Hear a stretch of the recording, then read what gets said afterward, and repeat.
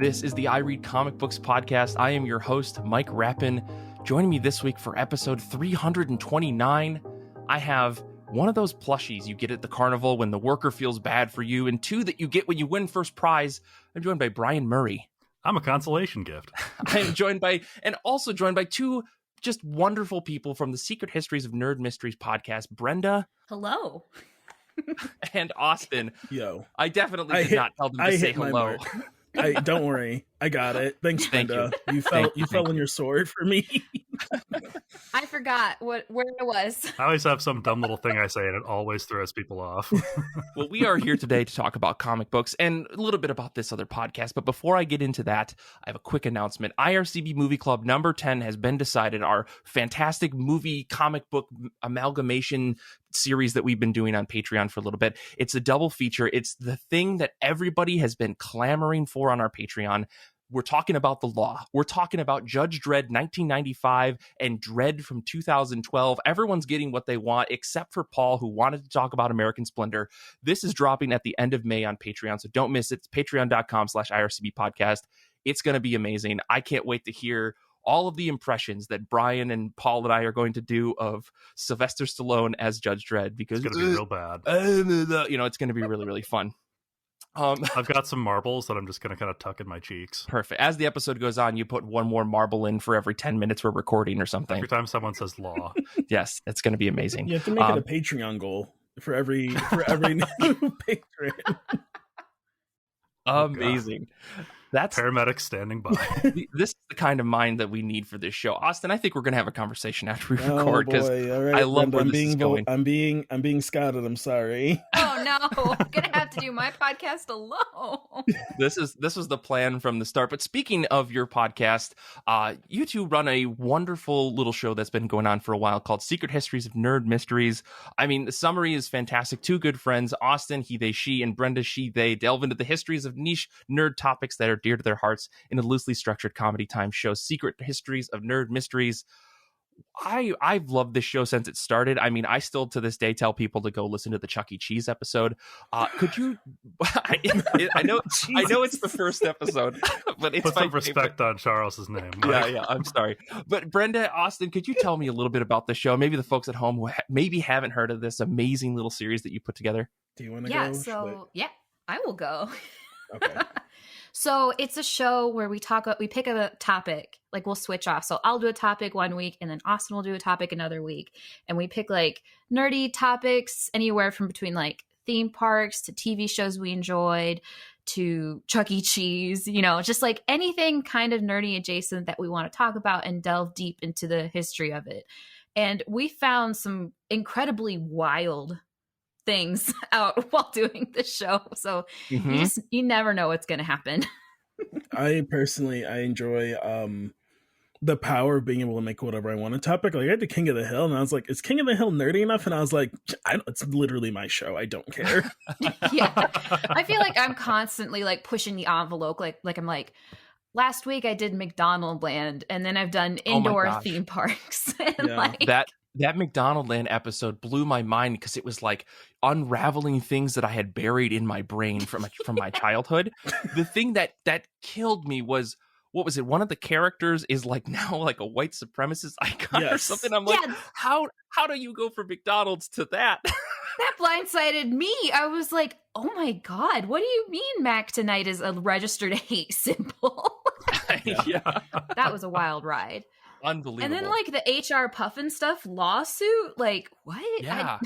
When I decided to do McDonald Land, the lawsuits always get me. And there's always a lawsuit, which is the weird thing. Like Chuck E. Cheese had a lawsuit. What other one? Cookie Jar. Cookie Jar, which was a wild topic. That was a really cool one though. Did Care Bears have a? I don't think Care Bears did tangentially, because they eventually got bought by Cookie Jar, right? It all comes around. Yes. We're getting the red string out.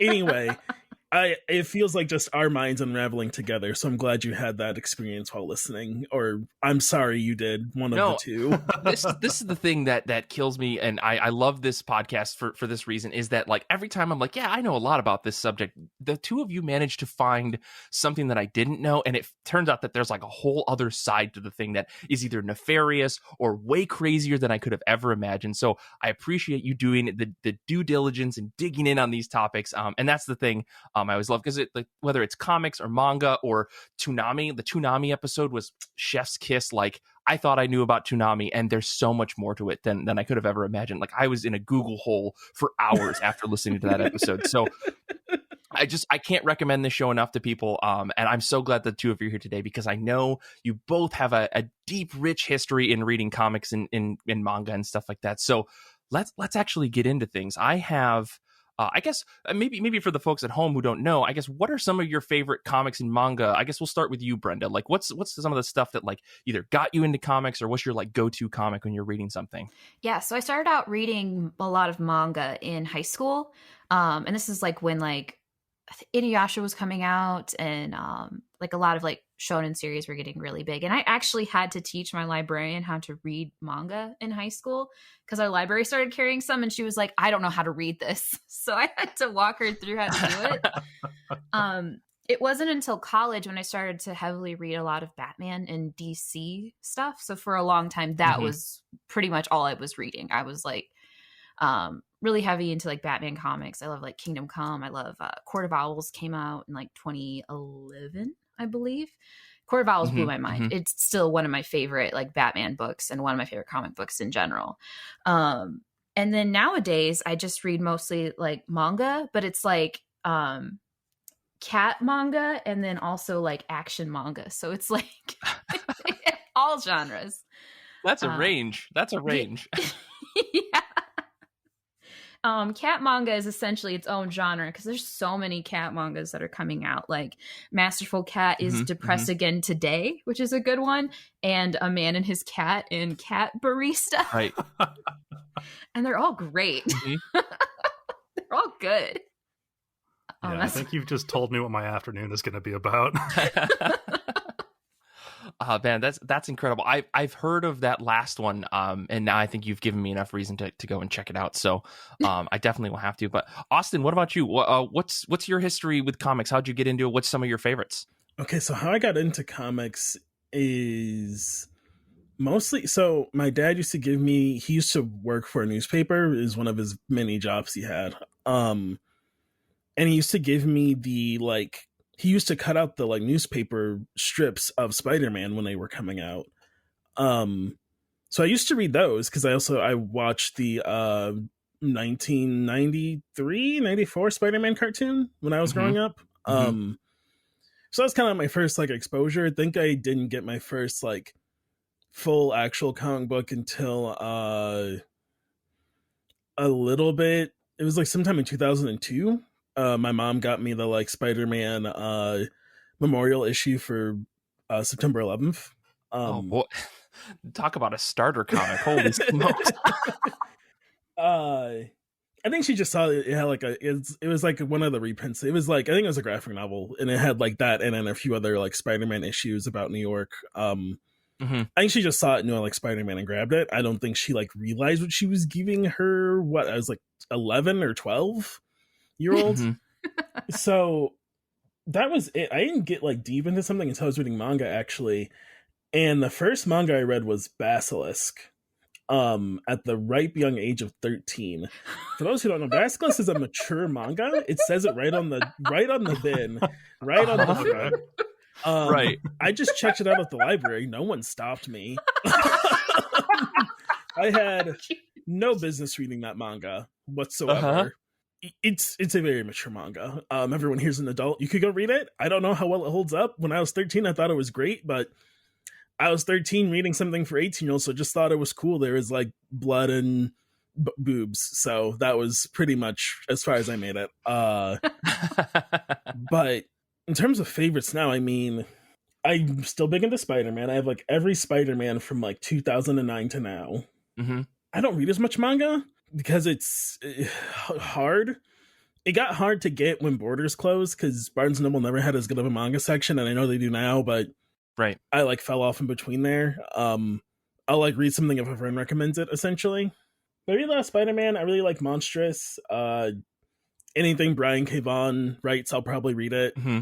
So that's up there for favorites. No, that's awesome. That's awesome. I mean, you sound like you fit right in here at IRCB. I mean, Brenda, you as well. I mean, I think you should probably chat with our buddy Renee. I think you know Renee, but it's we'll maybe have to have you come back for a very special manga cat episode or something like that, because I think it's really fun. But I have so much cat manga. I either have manga with like cute anime boys or cats. That's my genre. What do you have that's both? I do have ones that are both. Yeah, if we can get both. Do I have one in the stack? I mean, I would say A Man and His Cat has Uh-oh.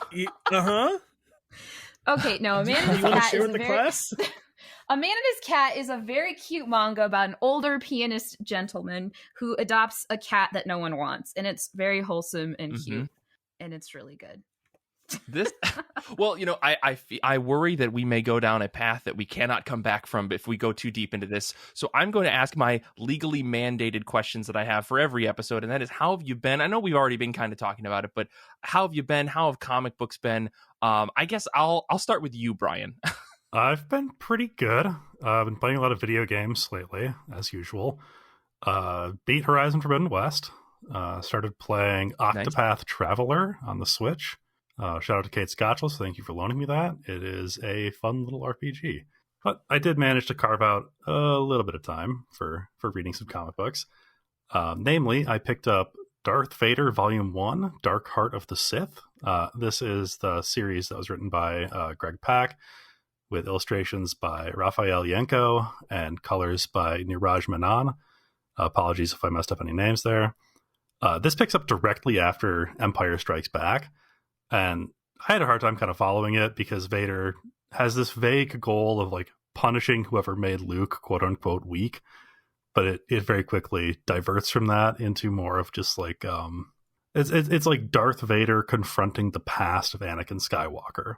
So he's like encountering Padme's old handmaidens, and what have they been up to in this time? Oh my gosh. And this sounds like a guy like still stuck in high school, like looking people up on Facebook. I have never heard Darth Vader explained like that, and you know what? It makes a lot of sense. It fits. yeah, he definitely God. peaked already. Whoa. Going back to his glory days, back when he had hands. Right. Oh Like, boy. the suit's just his Letterman jacket. Like, come on, Vader. Grow Oh up. my gosh. That's got to exist, right? There's got to be like a Star Wars Letterman jacket or like There has a jean jacket with patches or something. Oh my Do you gosh. think Yes. there's like somewhere where they don't care about the war? They just like, there's like X-Wing, like jock pilots. Oh, 100%. That's the AU fanfic that I'm going to be writing after we finish recording today. I'm taking notes. All of the most interesting stories that you can tell about Star Wars are not around the Skywalkers. Like, there's so much room for cool stuff out there in the universe. I like can't start because I will never stop. But in one of the servers I'm in, I wrote like 4 pages last night right before bed because I forget what the question was about Star Wars, but I was like, here's like every single thing they're dropping the ball on in Star Wars. Like, I love Star Wars. There's like so much they could be doing that they don't do with it, and it's so frustrating. Mm-hmm. But I digress. I wasn't asked any questions. I appreciate you timing it. I feel less alone. Yes. I definitely have all I want is like Star Wars genre movies. Like, I want a Star Wars horror movie. I want a Star Wars coffee shop AU. I want a Star Wars rom-com. Yes. Yeah. Oh my gosh. Just like, I don't know, somewhere on like a pretty average planet, and it would be really funny. Disney, hit us up. Like, Yeah, please. give us a call. Yeah, Mickey. But yeah, Brian, so what was your overall thoughts of this Darth Vader volume after you read it? I thought it was a lot of fun to read. It didn't like blow my mind or change the way I thought about Darth Vader as a character or anything like that. Mm-hmm. But it was interesting to revisit some of those old characters. I think that when they're like Vader is kind of like trying to track down who's responsible for Padme's death because he hasn't accepted that it's him yet. That's kind of interesting. I think that Yanko did a great job on the illustrations as well. I have this weird thing where, like, if a character looks too much like the actor that portrayed them in the live action, I get into that like weird uncanny valley feeling. But Yanko did a great job of like capturing what the character looks like without it being photorealistic necessarily. But you still like, you look at a character and go like, oh yeah, that's Obi-Wan Kenobi in that panel. Right. It's not like Salvador LaRocca doing Darth Vader or whatever he was working on for a minute, where it was like, you're clearly tracing photos and it doesn't look good, you know? Yeah, and it's not that it's bad. It just like, it sets off something in me. Yeah. That was like an issue with like the when Marvel rebooted the Star Wars series in 2016, 15, somewhere in that general vicinity. But yeah, that was like my coworker at the time, because I worked at a comic book store for a while. My coworker was like pointing out like, look, this face, like you could literally line it up exactly. And it was like, the art didn't look bad, but it was still like, you could tell that the faces had been traced, so they were more accurate. It's a bummer. Yeah, it's kind of weird. Well, Brenda, what about you? How have you been? How have comic books been? What have you been reading? I've been doing pretty good. It's about to be 80 here in Michigan, and I cannot wait. So I've been reading Spy Family outside. Spy Family is so good. Everyone keeps telling me that I need to read that book, and I mean, I guess I'll take your recommendation over everybody else's that I should check it out. Yeah, I'd read it right when Volume 1 had been released in print, because originally the series ran in Shonen Jumps Plus, and then it finally did get a print release. If people don't know, Spy Family is a manga series by Tatsuya Endo. It's about this spy named Twilight who has to go on a mission to like assassinate this guy in the government. In order to do that, he has to adopt a daughter and have her infiltrate the school so he can get close to the guy. And also in that process, he needs a wife so he's less suspicious. But the daughter is a psychic and the wife is secretly an assassin, and they're all kind of like very dysfunctional. So it's got comedy elements. It has like over the top spy elements. Down the line, like more characters that are introduced are also like quirky and weird. It's just very like over the top, and I'm really enjoying it. The art's great. The pacing's great. The anime just came out, and that's been fabulous so far. Like the animation has been super top notch. It like feels wholesome, even though there's always like this weight like above it where you like, you know, this family's like fake, and like when this mission's over, where do we go from there? It's just very compelling, and I really like it. Yeah, it manages to be wholesome while also featuring murderers. Yeah, people whose job is murder. It's unhinged. Like the wife, she is, I love her. She is just very unhinged all the time. Like, and the daughter Anya is like just really cute, but she can read minds. So she's like, she knows what's going on, and she's like freaking out about it all the time and trying to help, but also she's 6. So it's really good. I love it. I'm on I just finished volume 4. So I have volume 5, and then I need to track down the last 2, but very good. Very solid so far. I was very tempted at picking up the first 3 or 4 volumes, whatever, that this comic shop had that I went to yesterday for Free Comic Book Day. But they didn't have volume 1. They had a ton of 2 and 3 and 4, but they didn't have number 1. So I was like, can't get the other ones. I just can't do that. Can't get myself 2, 3, and 4 and not be able to read them immediately, right? Yeah, I guess I'll have to put this on my to read list. So I checked volume 1 out from the library, and then I bought volume 2 and 3, and now I've checked 4 and 5 out from the library, and now I have to go buy 6 and 7. It's been a journey. I'm shocked there's 7 volumes already. Yeah. It came out. It's not a very old series. No, I think it came out 2 years ago. So I think it came out in 2020. So yeah, 7's a pretty fast release schedule. I also don't know what time is anymore. Me neither. Yeah. Time is fake. Yeah. Austin, what about you? How have you been? How have comic books been? All that stuff. I've been all right. Can't complain. I've also been playing a lot of video games. So I'm a Xbox player. I got Game Pass. Nice. Recently, Life is Strange: True Colors came out on Game Pass, and I played that, and I was like, oh my god. It is easily it's one of my favorite games now. I immediately went to go play Life is Strange Before the Storm because it's by the same team.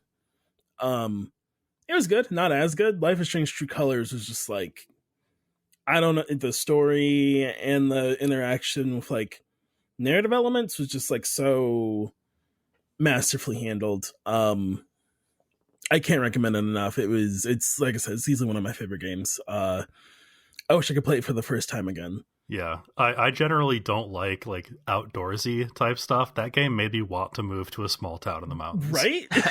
I was like, this would be a great life to have. Not really. Yeah, if I could live rent free above a bar in a small mountain town, it would just be so. It's really sells the whole idea. It's so interesting because like the game is influenced by like the studio is in an area like that, and so they drew influence from like the area around them.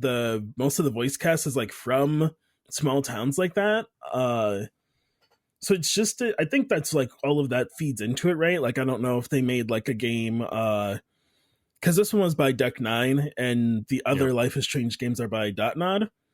And so I don't know if Deck 9 if their next game was like you're in like in Chicago or something, if it would have the same like feeling, because it's like so ingrained in like the area all these like people who worked in the game live in every day. Yeah, it's definitely like, I never thought of myself as liking small towns, but every small town in a Life is Strange game I fall in love with. So maybe I do like small towns. You just like the idea of a small town. Yeah. But no, I mean, other than that, I've been all right. I've been playing a lot of games. I write for games, so I've been writing a lot for games. Nice. Comics are going A-okay. The thing I read the most recently is I read all of Static Shock Season 1 that just came out. Not just, nice. It came out through 2021. And they're currently working on Season 2 is what they're calling it, which I think is an interesting way to like title stuff, but I don't make those decisions. But it was written by car goes by my window. It was written by Vida Ayala. I've been like listening to how to say that all day, and like I just can't make the tongue movement. We had Vida on the show at one point, and cool. I couldn't say their last name to save me. I felt like such a dummy. So it's at least I listened to it like last night and this morning, and I'm like, I know Vida. I can't say their last name. Yeah. Thankfully, I don't have to, because when you know someone, you don't say their last name. Right. And then the artist is Nicholas Strapey Ivory, which I think is just amazing, because Nicholas is had a long career as like a fan artist, including drawing fan art of like Static. He's like, this is how I would draw Static if it was like modern day AU. And then someone at Milestone DC saw it, and they're like, hey, you want to draw Static for this new book? Cool. I just think that's such an awesome thing to see when you like follow someone's work, like an artist or writer, and they have this aspiration and they get to do it. So yeah, I mean, I love Static Shock. I love the old cartoon. I love the old comic. I love Static in the Young Justice series where he pops up a few times. So I think it was really amazing to see Static brought back into modern comics and to see his story. It honestly it feels different and not different at the same time, you know? If you read like the comics, a lot of the characters feel familiar. Just refresh. There's a few things they don't make such like a thing. I'll be interested to see what they do for season 2, because in season 2 they already said they're going to introduce Iban. So that'll be cool. I know, I just enjoy hanging out with Static again. Gotcha. I've never read Static Shock before, but I mean, I trust Vita's writing, so maybe I should give this a shot. Is that what I'm hearing? I think so. I want to say so, because Static is like he's a teen superhero. That's his whole, that's like, if you like teen superheroes, like Static is a teen superhero. He goes through teen superhero struggles. He's like friends, and he goes to school, and he's got homework, and he's like a smart kid. He's in like AP chemistry, and also he has this whole superhero thing going on in this town, and like his city just got flipped on its head because the government released deadly chemicals into a protest. Oh boy. Like this one, it's cool because original Static, it was during like 2 gangs in the city were like about to like go to war. And the government's like, oh, what a great time to test these dangerous chemicals because no one cares about these people. And this time it's people at a like Black Lives Matter protest, and the police set off these like canisters, and they're like, what a great time to test these deadly chemicals. Holy shit. And like kids die. That is all in it's called Milestone Zero, which is like which was Milestone introducing themselves to the world of comics. But like that happens, like they're at this protest, that happens, and then it is unraveling of like Virgil. The big start is like Virgil feels different. He's always kind of had these sort of like powers, but now they're like amplified, and he feels like he's losing control of himself. So I think it is very interesting. It's very cool. If anyone only watched the show and didn't read the comics, it's very cool to see like Virgil's whole family's together, because in the show, his mom is dead. In the comics, that wasn't like a plot line. In the comics, it was a very big deal to I just forgot his name. Milestone guy. Dwayne McDuffie. Thank you, Brenda. There you go. Yeah, I'm here.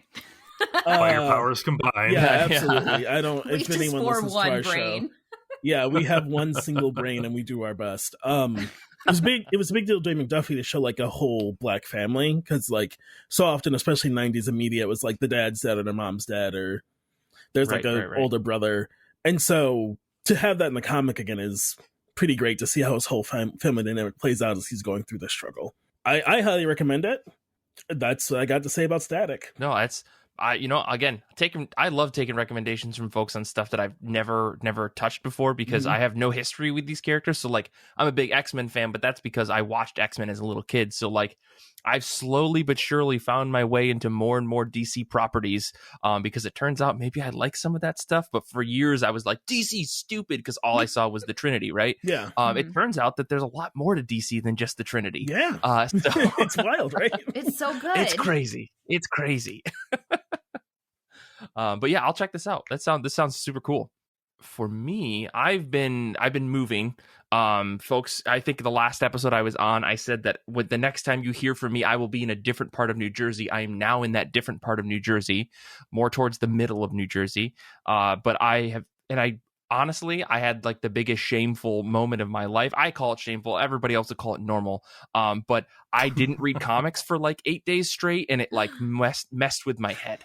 And the only reason I know that is because I'm a nerd who keeps track of everything that he reads in a spreadsheet. And I looked at the last date that I had read something, and it was like April 20th or something, and then I hadn't read anything until like almost May, and I was like, what am I doing? Who am I? Am I even allowed to have a comic book podcast anymore? So I did sit down and read some stuff, and I grabbed Sabretooth #3.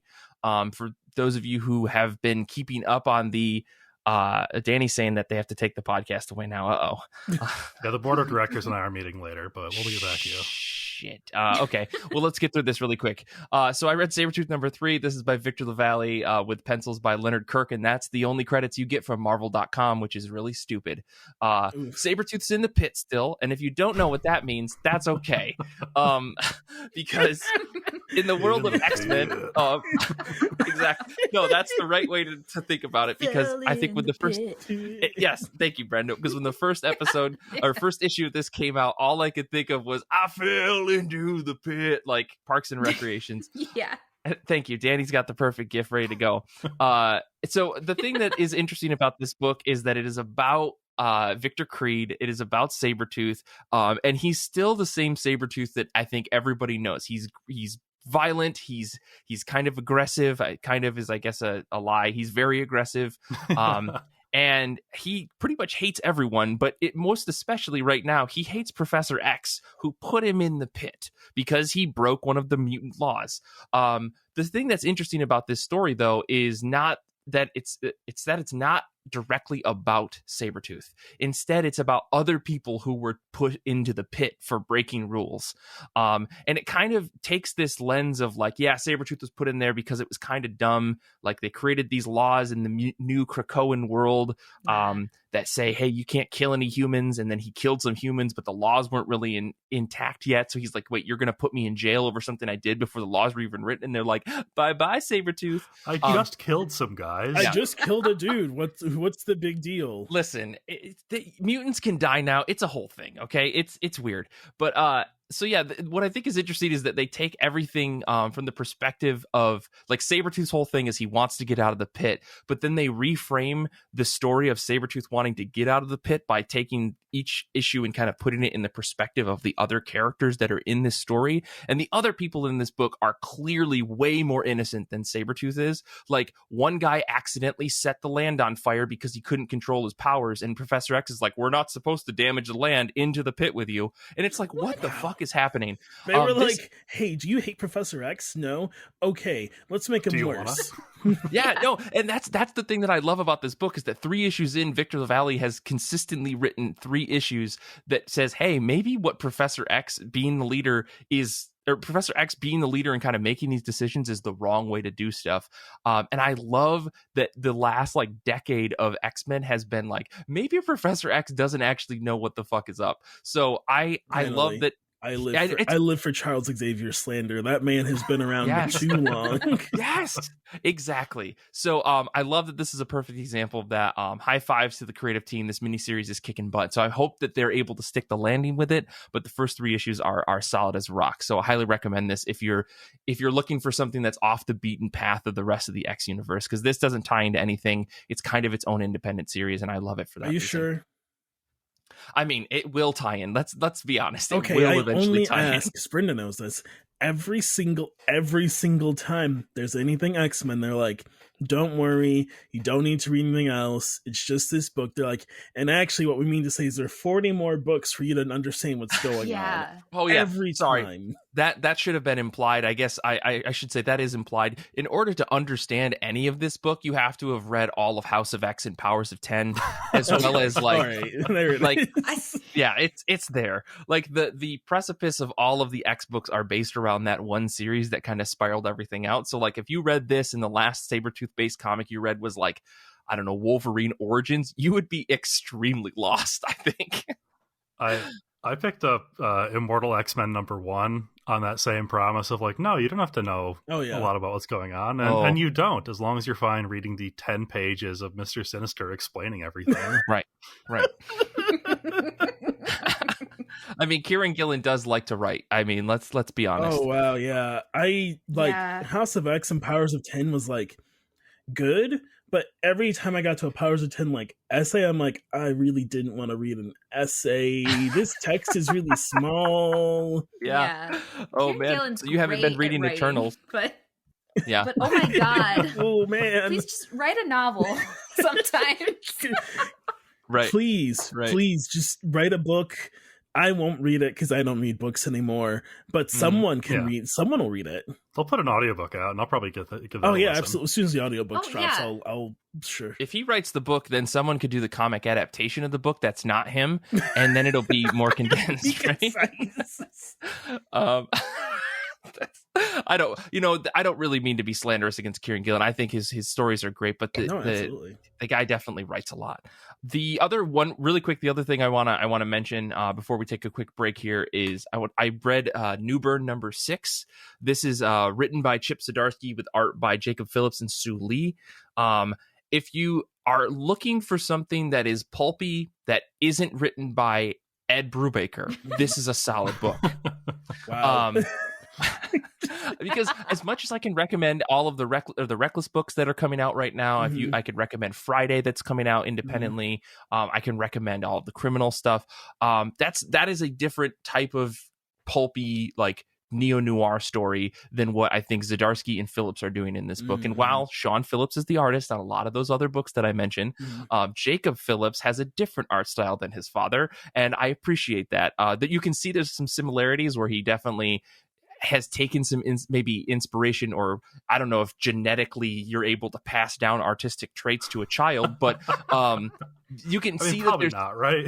Probably not. But you can see there's some similarities there, but I think Jacob Phillips is like artwork is distinctly different to a point where he's a very different artist compared to his dad. And I think that paired with Zdarsky, they've created a fantastic book that I've heard from like comic shop owners is not selling well, which is a disappointment because this book rocks. It's like a modern noir story. Modern, I don't want to say noir because that's such a stupid term.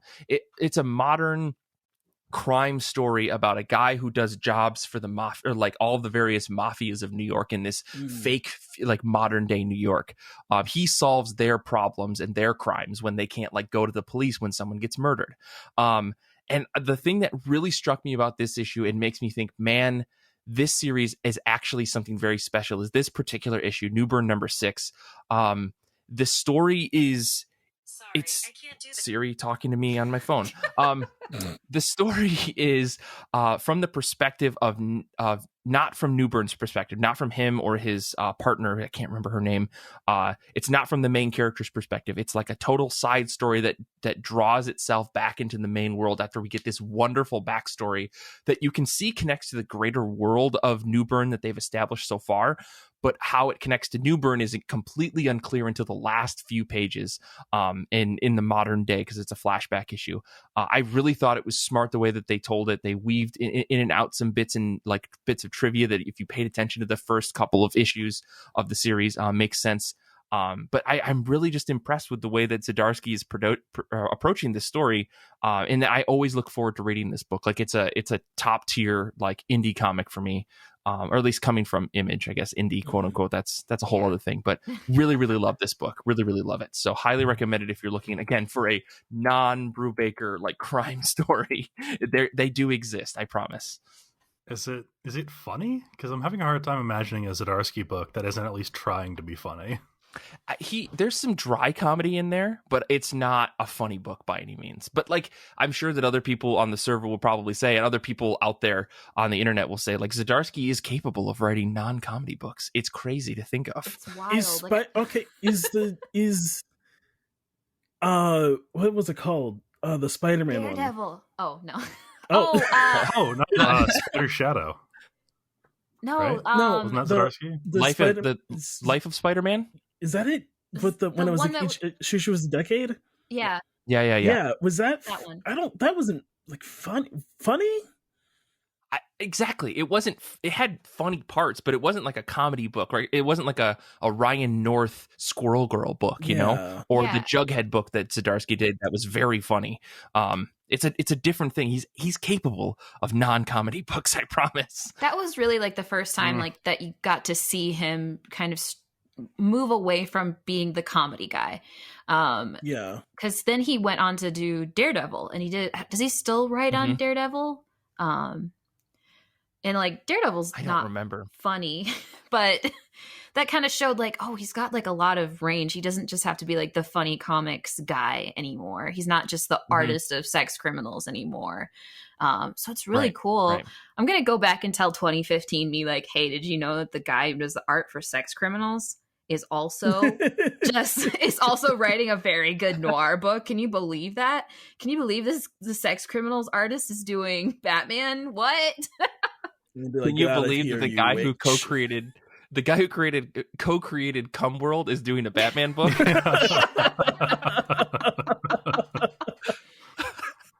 I mean, if you went back to 2015 and told me anything that's happened in the last 7 years, I wouldn't believe you. Absolutely no. Absolutely Very zero true. chance. Very true. You're going to be stuck in your house for 3 years. Oh, brother. Oh, boy. Well, I guess let's take a quick break. And when we come back, we're going to talk about comics that are on the top of our pile and maybe a little bit more about this here podcast that Brenda and Austin work on. So we'll be back in just a second.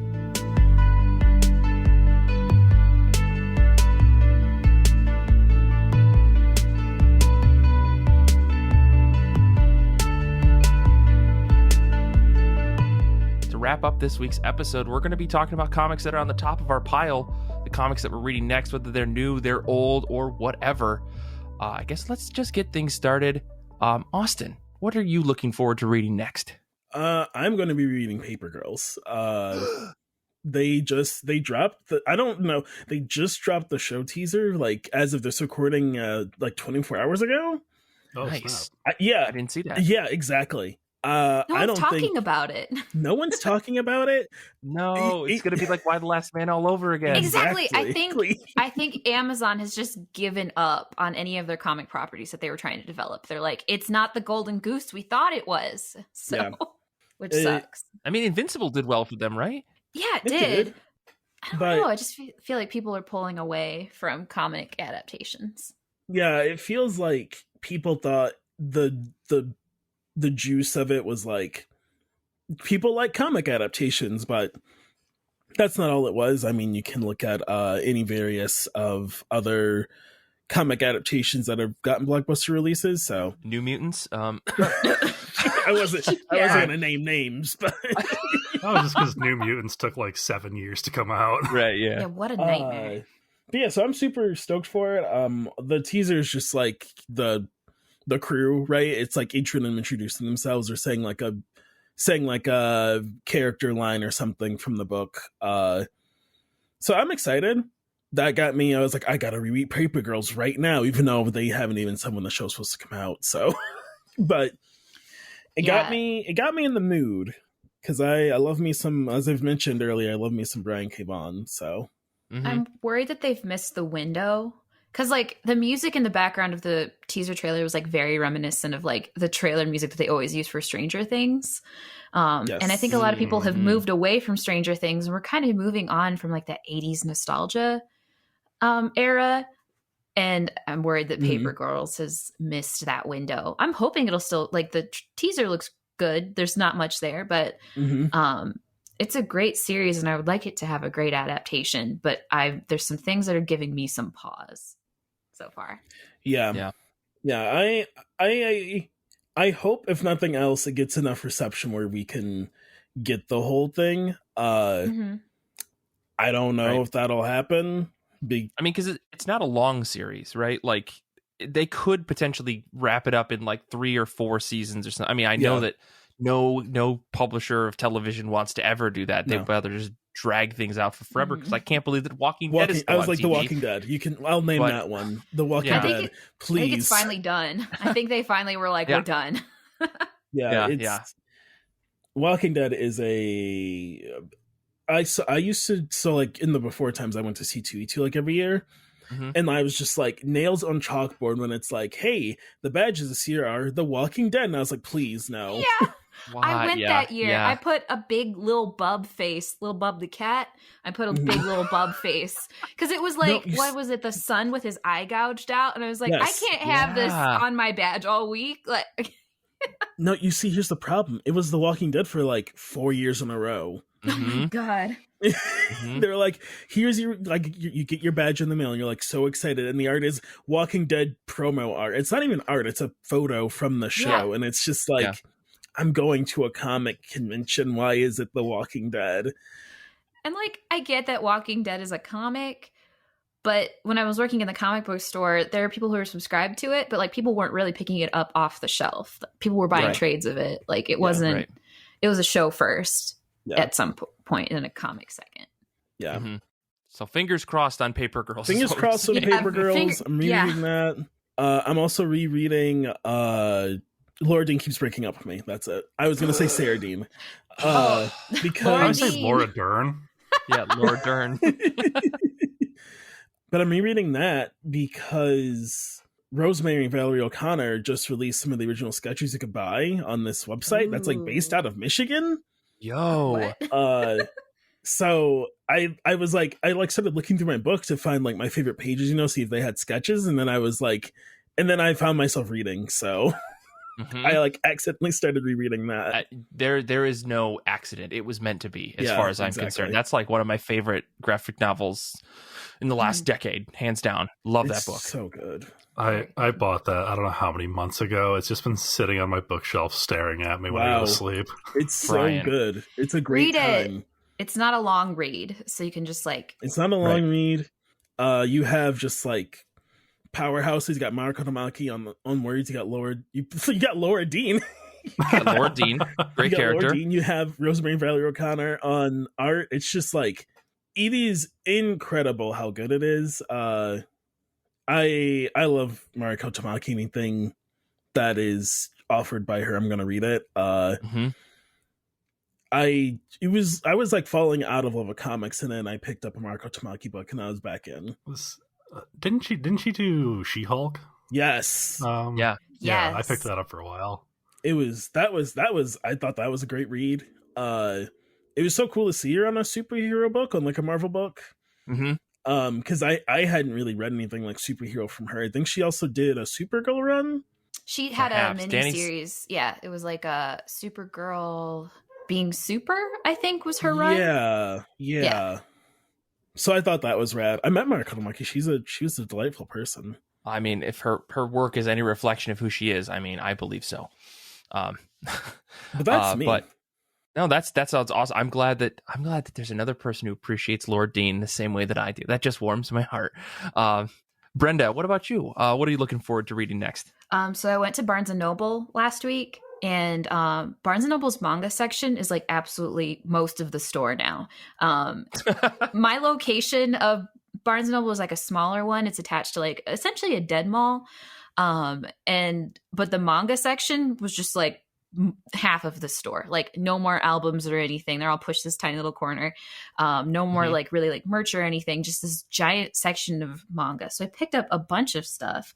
I picked up the manga version of The Case Files of Jeweler Richard, which is it's based on a light novel series by Nanako Tsujimura.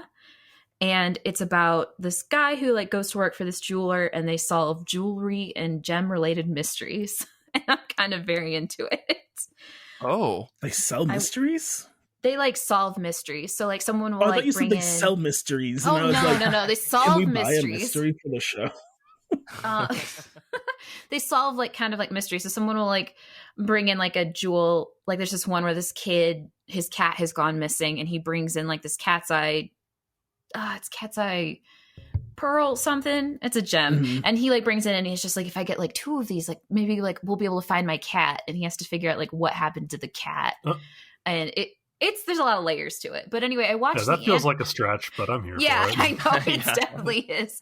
But I watched the anime for it like a couple of weeks ago, and the anime was like one of those ones where like you have one season, you have 12 episodes, fit everything into 12 episodes, and then it didn't get any more. So it's kind of very rushed. And I was like, I like the concept of this. And the light novel hasn't been released in English yet. It gets released in September, but the manga got a release. So I'm going to check that out and see if the pacing in that's a little bit better, and if they're a little bit better at like making the mysteries make sense. But the bones of it were really good. I also picked up My Brain is Different. This is another manga. My Brain is Different, Stories of ADHD and Other Developmental Disorders, which is by the artist Monsuzu, and it's a nonfiction book. And it tells like true stories of like, you know, people with ADHD and autism and like other neurotypical brains. And I am pretty stoked to read it because it's been getting like great reviews. So I picked that one up. I also got volume 2 of I Am a Cat Barista. Perfect. There's the brand. Yeah. By Cat Hiro. that is a barista or barista for cats? He is like Oh, God, wait. No, he is like a humanoid cat. He's like a furry. He's a humanoid cat who Okay, works at like this coffee shop that he owns. And he like, people will come into the coffee shop and he'll be like, he'll solve their problems for them. There's a lot of manga that are kind of paced like this, where like someone works at a place, someone comes in, has a problem, they help them solve the problem, story moves on. It's one of those stories. Jeweler Richard's very similar to this, but he is just a cat, and people are alarmed at first that he's a cat. And he was originally, according to the story, just a normal cat, and they don't explain why he's not a normal cat. Sure. This I volume, love manga. I know. The art is really good. It's just kind of like a charming, like wholesome story. This volume introduces a dog furry character who is a pastry chef. That's new. I don't know where that's going to go. And then I picked up. This is a ride. I read a wide range of books. I picked up Seaside Stranger by Ki Kana, and this is like a BL kind of like story about like these 2 boys who like meet on an island, like the beach near Okinawa, and like kind of navigate their relationship. And It's only rated 15 plus, but it was plastic wrapped, so I don't really know what I'm gonna get from this one. Here's what I'll tell you that you're gonna get, because I read this book. Oh, you read that book? If I read this, it's a bit more explicit than 15 plus. I'm just gonna say that. Really? Okay, because I was like, why is this 15 plus and it's plastic wrapped? Okay, well, now I'm prepared because there is no explicit tag on this anywhere. Well, if this is the book that I remember, and I'm pretty confident it's just from a quick Google search, there's a bit more to it than that. There's a reason why it's plastic wrapped. I'll just say that. Okay, that's good to know, because now I won't be like, we're just gonna have a good, just wholesome time reading this book. Now I'm prepared. So I mean, it's yeah. Just go with that. That's probably you never want to be surprised by a dong. I mean, it's fine. I read some stuff. I have a copy of Cherry Magic, 30 Years of Virginity Can Make You a Wizard right here. So what? Okay. So, that's a whole. Hold on. That's a whole other episode. I have 2 volumes. I read volume 1. This one has an explicit tag on it, so I was prepared. But volume 1 was pretty tame. I have volume 2 here. We'll see what happens. Neither of these were plastic wrapped. And it's just the premise. I'm like, this is wild. I just have to know. I can't stress enough that I picked the Basilisk at my local library and no one stopped me. No one's that's the thing about libraries, is they don't know where to put these books ever. They have no idea. Right. They don't know. Like, the library in Grand Rapids, Michigan, is a bit better, but my friend Mark used to be the librarian for the teen section where a lot of the stuff gets shoved into. They're like, oh yeah, for kids, got it. And Mark was like very good at teaching people no, we have to read some of these first. I feel like I need to step into my local library, because they're okay, so there's the teen room downstairs, Beastars down there, maybe shouldn't be, and then upstairs they've got books like Superman Smashes the Klan, which is 10 and up Superman book. And I'm like, okay, I feel like they need some help here. Do I just go up to the counter and be like, hey, I'm an expert? You hand them a business card that says, I know more than you. Yeah, it's you don't understand. I worked at a comic book store for 5 years, so I can zero in on a book and be like, yes, check please, maybe shouldn't be in the 10 up section, because first page there's some very explicit sex talk. Maybe we put this in the teen section. That was just my whole job for a while. So they're just basing it on the vibe of the art. Yeah, I went to a used bookstore and Saga was in the kids section, and I was like, hey, this shouldn't be here. Oh no. How? Literally opened the book. Wait. Literally opened the book. No, wait. To be fair, Spirit, the Stallion movie, does start with the miracle of childbirth. So I would say in Saga it's a little more graphic than Horse Birth and Spirit, the Stallion of the Cimarron. Isn't? I believe the first line of the book is, "Am I shitting?" Yes, it is. It is the first line of the book. It's a very memorable line. It stuck with me, yeah. It sets you up for what you're gonna get, and then it goes from there. Yeah, no, I mean that book has graphic sex scenes. Yeah. Oh yeah. Patreon subscribers, if you listen to our Saga of Saga series, you'll know all about this. Yeah, you'll know all about this. Well, I will say, I guess, Brenda, I don't know if you've read this. Have you read Go For It, Nakamura? That's on my list. It wasn't at the bookstore, but that's definitely one that I've been meaning to read. I was going to say, if you're looking for something that's very charming and nice, and it's about, it's a BL kind of book, that book is top notch. It's not explicit. It's just about 2 boys falling in love. It's great. Because apparently that's not really what I'm getting from Seaside Stranger. I mean, you kind of are. There's, you'll have to read it and come back and report back. Great Foley work, Brenda. Thank you. Until then, Brian, what are you reading next? I've got one pick for me, and I've got one pick for Paul. Okay. For myself, I'm reading Archie Meets Riverdale #1. This is written by Dan Kibblesmith with art by Pat and Tim Kennedy, Bob Smith, Matt Herms, and Jack Morelli. And I don't read Archie books as a rule. It's not as a rule, but it's not my normal bag. Right. But I just read the second of the Archie Meets the Predator series. I'm sorry, the what? Yeah, Archie Meets the Predator. there's Archie Meets Predator 1 and then Archie Meets Predator 2 because I don't know, because it's great comics. But I've learned that you can always throw anything into an Archie book and have it work. Like the Punisher, the Predator, zombies, werewolves. Archie meeting the teen melodrama Riverdale version of Archie just sounds like it's going to be so much fun. I just can't imagine what this is even going to look like, but I also am very, very curious. Yeah, like I don't expect this to like top the list of influential comics of 2022, but I'm gonna laugh really hard, and that's kind of what I'm looking for. My friend is catching up on watching Riverdale right now, and they've been like posting a thread on Twitter, and like every time they make a post, like a new post, I'm like, this cannot be happening in this show. There's no way this is what's happening in this show. You know, there's like 3 cults, there's like time. I'm like, what? No. Yeah, the river. It sounds like madness. Yeah. Yeah, I fell off around the time that Archie was like in a street gang stopping crime in whatever their town is called. What's Riverdale, the name of the show. The epic highs and lows of high school football is sent to him while he's in prison. He's in prison during that scene. So I feel like there is the phrase "jump the shark," but I feel like Riverdale has like leaped the moon or something, right? Like there's like something bigger that they've done that has gone beyond. Their airtime is really long, so they're still jumping. Right. And I guess with that as a premise, like, sure, Archie meets the Predator, why not? Absolutely.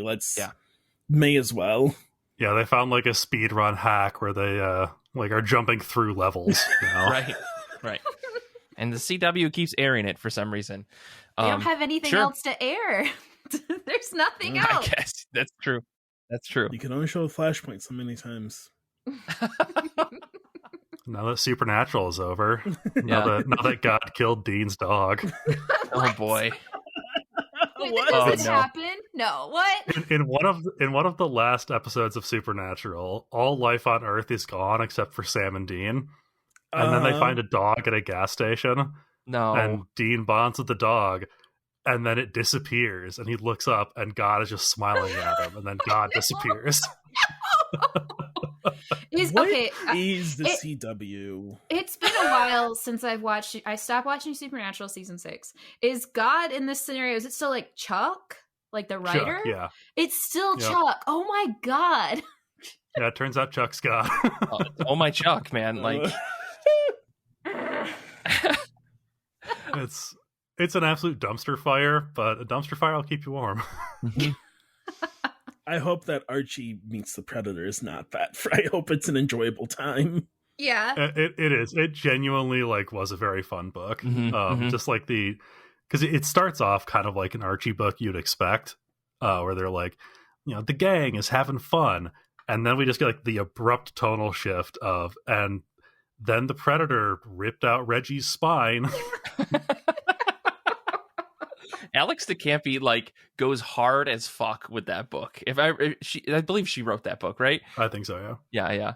It's insane. In more of the realm of normal people comics. Sure. I'm going to be on our A Better Batmobile Patreon miniseries. So I'm finally going to read Final Crisis. Oh, God help you, Brian.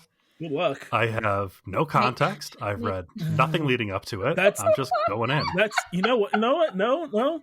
That might be better because that. Wait, which one is Final Crisis? Jesus, Final Crisis has the Bat God,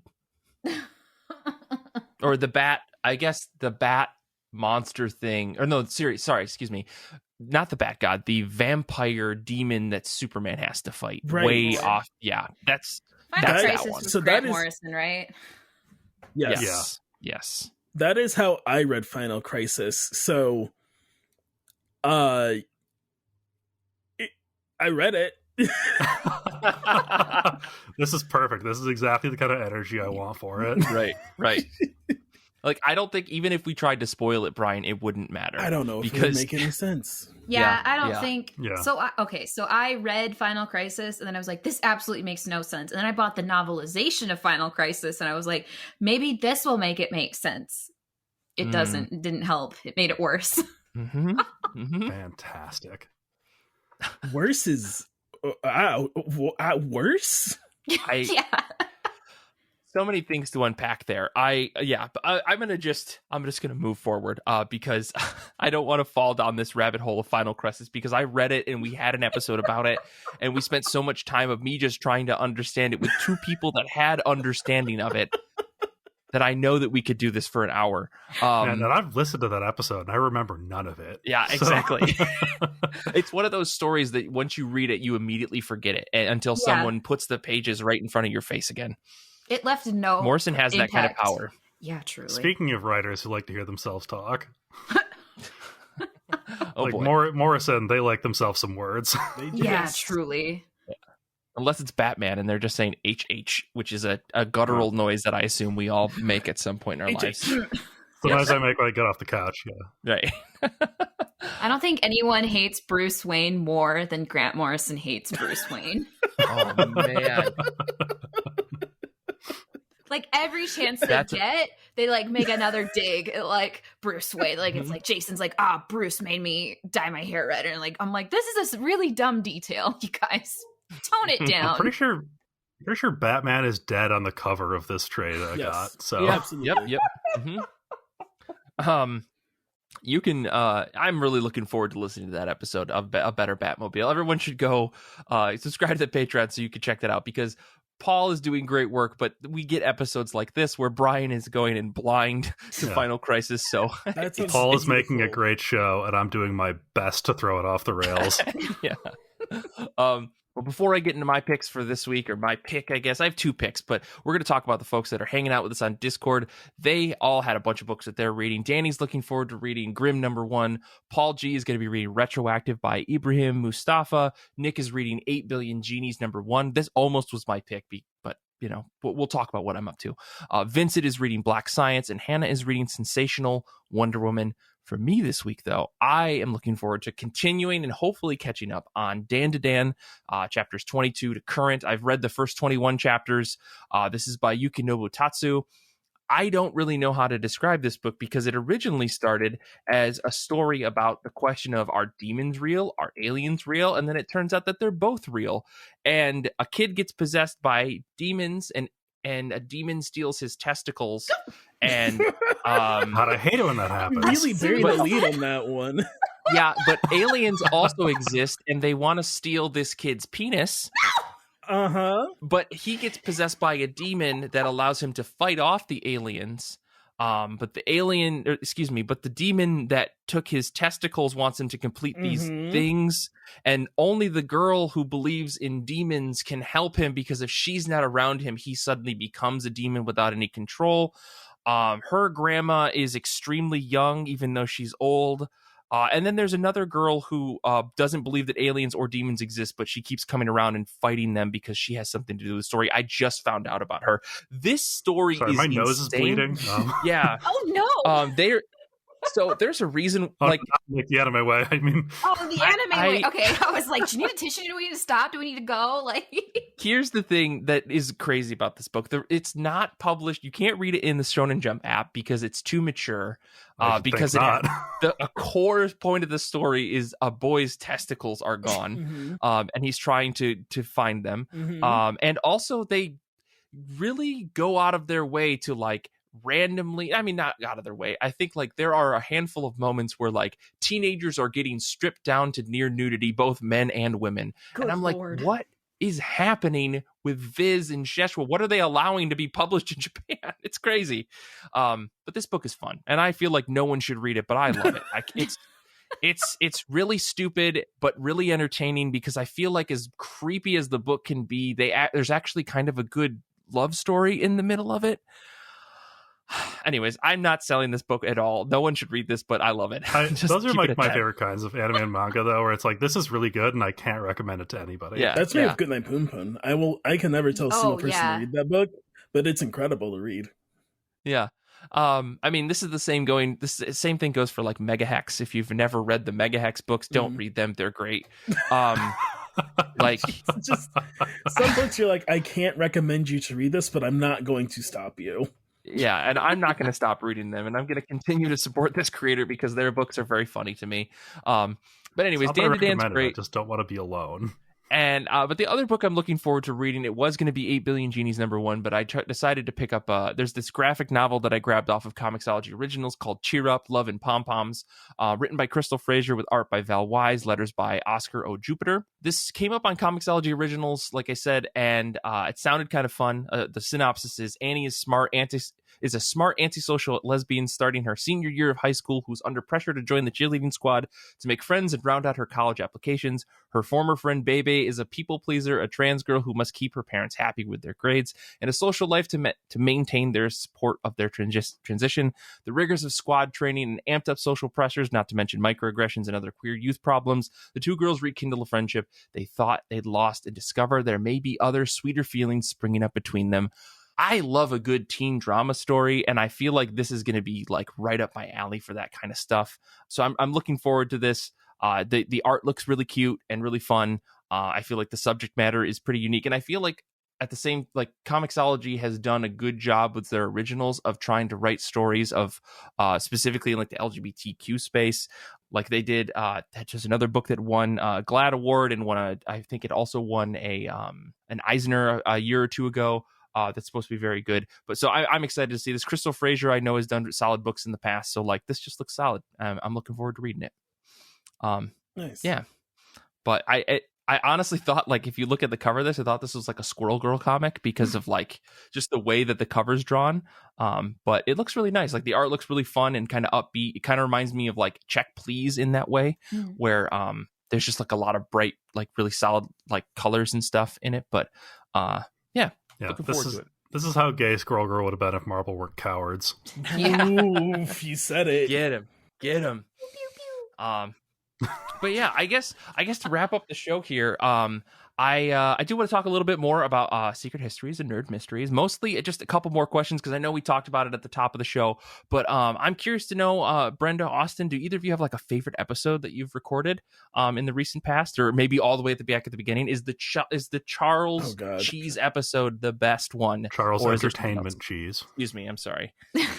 Brenda, do you have a favorite?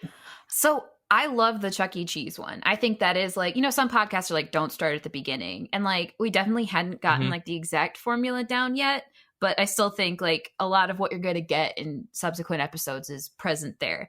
And I just have a soft spot for Charles Entertainment Cheese. Like I'm always thinking like, how can I talk about Chuck E. Cheese again?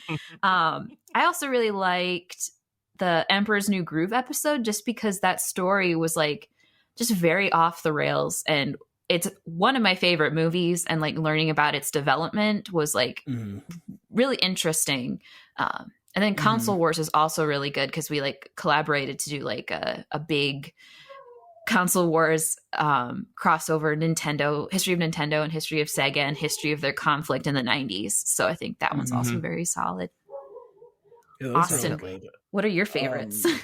So I also like the Emperor's New Groove one just because I remember we made the episode, and then like 3 months later there was some big article about the Emperor's New Groove because it was like the anniversary and all the stuff we talked about on our show. And I was like, no, we did this story already. Wait. Polygon, where's our check? Yeah, whoever wrote the article, right? Yeah. It was I think it was IGN or something. Anyway, I was like, this is so weird. I really enjoyed doing the Toonami and the Cody Loco episodes. Just because both have like so much more going on than you see on the surface. I mean, for the Cody Loco one, I was in a like almost defunct forum reading translated novelizations of Cody Loco that I didn't even know existed, that fans had to translate because it's like French, like, so a lot of it just like didn't exist in English. Like there's a lot of it that just like never got translated and got done because there's quite a few books. There's a live action sequel series that you can watch all on YouTube with English subtitles if you're so inclined. It's pretty okay. And so I enjoyed that, and I enjoyed Toonami just for I think the Toonami one was fun because it's a bigger thing. Like a lot of people are like, I know Toonami, but I enjoyed being able to find stuff that's like, but do you know what Toonami like gave media? Like we like the way we watch animation in the United States is not the same if Toonami never gets made. Yeah. Yeah. And I just think that's like a really incredible thing to like go dig up that I don't think gets talked about a lot. I can't think of another time I've heard it talked about. Yeah. No, I found that episode fascinating, just the history of how Toonami came to be, and just like all the business with Cartoon Network and Adult Swim kind of being tapped into that as well. Like, oh man, it truly fascinating stuff. Again, I really appreciated that, because again, like you said, like you think you know Toonami, you don't know Toonami, you know? Yeah, that definitely like dredged up some old memories of playing Flash games on the Toonami website. Oh my god, yeah. You can I watched like YouTube videos of like people recording them playing the Flash game, because a lot of stuff like isn't archived. Like they've changed websites so many times. So I think there's one of them that someone was able to archive. I forget which one it was. Yeah. We're playing some kind of like Inuyasha game on there. Oh yeah. Well, I'm also curious, I guess, like, what do you think is like the strangest topic that you've covered, or like what's the strangest thing you've unveiled, I guess, in an episode that like comes to mind? Let's see, what would the strangest thing be? I think I want to say I mentioned it in Chuck E. Cheese Part 2 that Sega had like a Chuck E. Cheese-esque restaurant for a little while, and I've tried to like remember what that restaurant was called so I could look it up later, but I can't remember, unfortunately. But they had like a little robot animatronic mascot, and like they served pizza, and it was like all owned by Sega. And I was like, this is like a really weird continuation of like the Console Wars episode, and like I never had heard of that. I was like, that's so weird. Everyone had a pizza restaurant. I think for me it was when we were doing Console Wars, and no one at Nintendo knowing what their name was meant to stand for. Nobody knows. It was just a really weird thing to encounter, for them not to be like, it doesn't stand for anything, but for like, even they go to like, the grandson of like the second owner when it was still like a family company, and he's like, I don't know, he never told us. It could be any of these three things, though. You're right. Oh boy. And I'm like, that's such a weird thing, because like to us it's just Nintendo, but it's like, well, no, it's most likely meant to like stand for something, and there's like historical documents who are like, it probably was like to signifying this, and people are like, well, if you translate it, it's this. And like, I just think it's a fascinating thing, because like it may not have even been called Nintendo, right? Yeah. Jeez. Like the most common like theory is like it means like leave luck to heaven, but like that's not 100% confirmed. There's other things it could also mean, and just nobody will ever know. Nope. It's just Nintendo. Now. Yeah. I mean, it's we built get the on... anime that's digging up the secrets of Nintendo. Yeah. Oh my god. The sequel to Captain N, the Game Master. Does anyone else remember Captain N? I don't. It rings a bell. I don't know if I ever experienced it, but... I feel like this leads right to my next question. What can people look forward to, I guess, in a future episode? Sounds like Captain N, maybe? Or something else. Oh! Sorry, I did what I usually do when Brenda says stuff, and I looked it up, and then had a reaction 30 seconds later. Yeah, Captain N, and just like also like that weird period of time where like there were a lot of like American Nintendo cartoons, and even like the Sonic ones. That would be like an interesting thing to like hone in on. I want to do an episode on Neopets. I don't know when that will happen, but it's going to happen. And then I also think just like one on like Flash games would be interesting, and also Homestar Runner would be interesting. So those are kind of some of the ones I was thinking about. I think about like on rotation. The one I'm thinking about in a big way is there's been a recent uptick of Jurassic Park arcade games just kind of all over. Yeah, in malls, everywhere. In Walmarts, in like Pizza Huts, and I don't know what's going on. I was just at this is gonna open up a whole other can of worms, but I was just at a horror mini golf indoor video game arcade mini golf. That's thing. A lot of words. Yeah, it's very odd. It's a thing in New Jersey apparently where there's an Craig's indoor Cruisers kind of place. Yeah, it's like Craig's Cruisers, but it's like very small. So there's like an indoor mini golf cart. But the reason I bring it up, or mini golf like course, but there was also like a VR headset Jurassic Park game where you physically put on a huge mask to play the game, but behind you is a giant screen. And I had never seen. I'm like, they're still making Jurassic Park video games. They like, that's had crazy. one of those at the Dave and Buster's in Grand Rapids. Oh, did they? Oh, okay. Yeah, Okay. they did. So I know exactly what you're talking about. So yeah, they're still making Jurassic Park stuff. Yeah, that's my big one. I just want to figure out what's going on and why there are Right. so many suddenly. It's just to answer the question why. Yeah, that's usually just why. I don't know, some others I always really the muses just kind of take me. I have one that it's my week for a topic, so I have what I have this week, but that's for Brenda to find out later.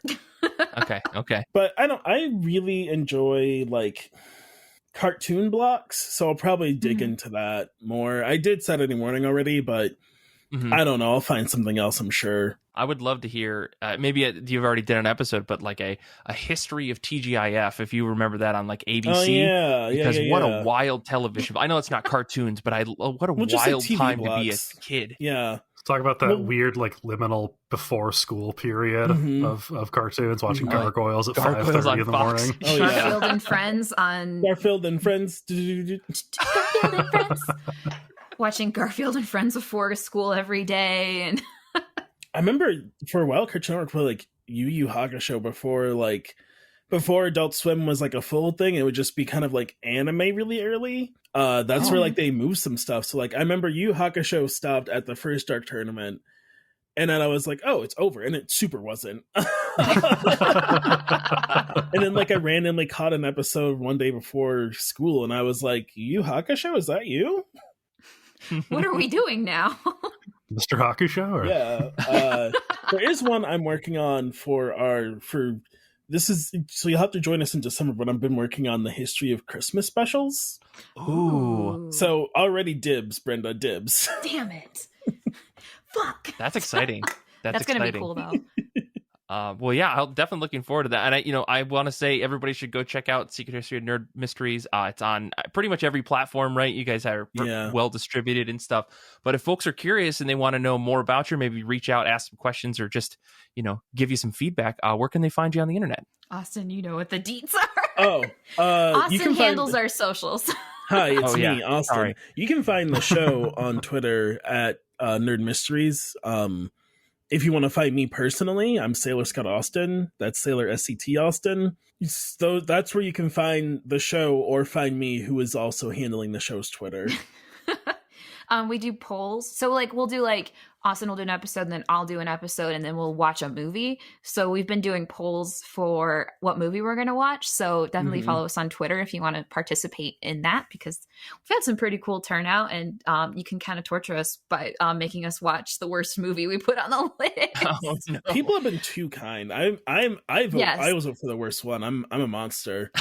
But we did get Austin to watch Megamind, which they've never seen. So that was pretty I've never great. seen it. Megamind was a good movie. It's a good movie. I feel now I skipped over that because I do want to watch the movie before I listen to the podcast. Definitely so maybe do. I will have to watch that this I week. assumed it would be bad because it's a Will Ferrell movie from that Will Ferrell time, but it's not. It's like the one good one he snuck in and all of the other ones. See, this is why it has so many like hallmarks of bad movies that it just barely manages to sidestep every time. It's like, it's a good just like a solid superhero movie that kind of skews like a little more towards like the comedic aspects. No, it's really good. It should be bad because like that was like during that time where like, oh, we got to do a parody of everything. Like Shrek's a parody of fairy tales, and Kung Fu Panda's a parody of like kung fu movies. And we gotta make it cheaply animated. We gotta get this out now. We gotta release like 3 movies in 1 year. I for some reason thought that Megamind was an offshoot of Minions, so maybe or the Despicable Me movies. So maybe that's just had fair. Some wires crossed. I can see it. You're very wrong. Okay. Oh, right. Well, with that, we're going to wrap up the show then. I want to say thank you guys so much. Brenda, Austin, this has been a fantastic time. Love talking to you guys about comic books. Maybe have to have you come back if you're interested and excited to talk about comics again. Until next time, though, next week's episode is we're going to have another special guest. We have comic creator Curtis Clow coming on. We're going to chat comics. They've got a new book that's being released by Dark Horse. We're going to talk a little bit about that as well.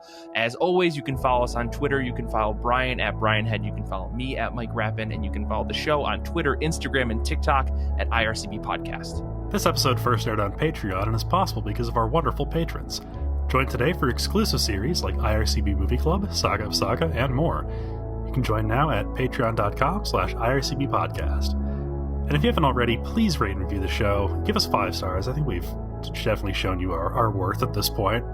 You can find us on Apple Podcasts, Spotify, they do in fact have ratings, or wherever else you get your podcasts. Join the IRCB Discord community to chat comics and so much more. Plus, you can listen to our episodes live as we record every week on Sundays. Check for the Discord link in the show notes. Podcasts grow best when spread by word of mouth, so why not tell your friends, family, and local comic shop about IRCB? Just tell somebody, because it's a great podcast. You know you love it. Infinity Shred is the best band in the universe. They do all of our music. Zander is a very cool guy who edits the show, and we can't thank him enough for his time and service. I want to say thank you to Brenda and Austin and Brian for being here today. Thank you to everyone who was hanging out with us on Discord. Thank you to everyone out there who listens to the show. You are wonderful human beings, and until next time, comics are good, and so are you.